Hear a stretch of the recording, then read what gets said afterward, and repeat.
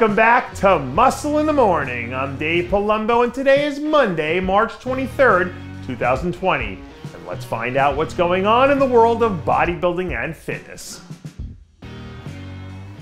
When life gives you lemons, you make lemonade. And when life gives you an empty gym because the world is devolving into chaos, you get your butt in there and you train chest, just like Lionel Beyeke.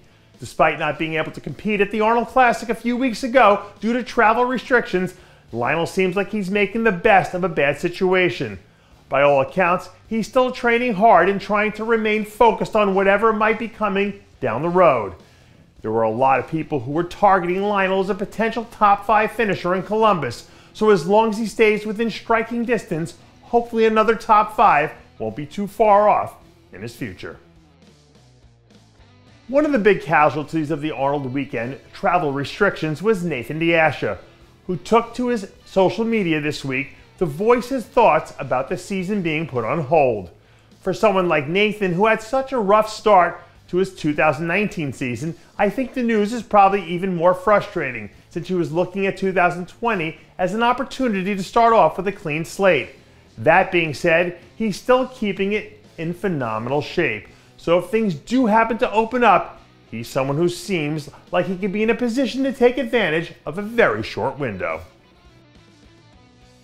Believe it or not, there's research now that shows that people can actually improve their mood and their acute mental health by smiling more and exercising regularly.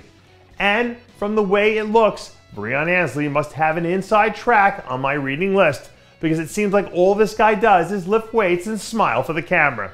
Right now, Breon looks as big as I remember seeing him at any point in his career, which lets me know that he's completely bought into whatever his new off-season program is.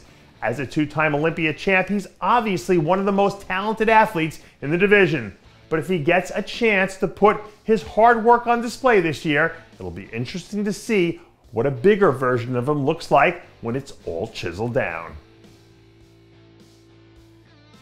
With the whole social distancing thing that's been happening lately, and non-essential businesses like gyms being forced to close all over the place, it's led a lot of people to try to find ways to keep entertained. But luckily for Dorian Haywood, the new garage gym he put together is already feeling like the best investment he's made. This week, Dorian released a few new training videos from his temporary home base where he seems to be getting along just fine. Based on what I saw from him and the setup, it seems like he has all the basics pretty much covered.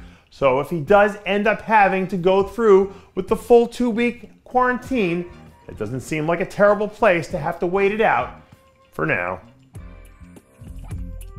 And that does it for yet another edition of Muscle in the Morning. I'm Dave Palumbo, reminding you to always be true to your passions and make sure to follow us on Facebook, Twitter, and Instagram.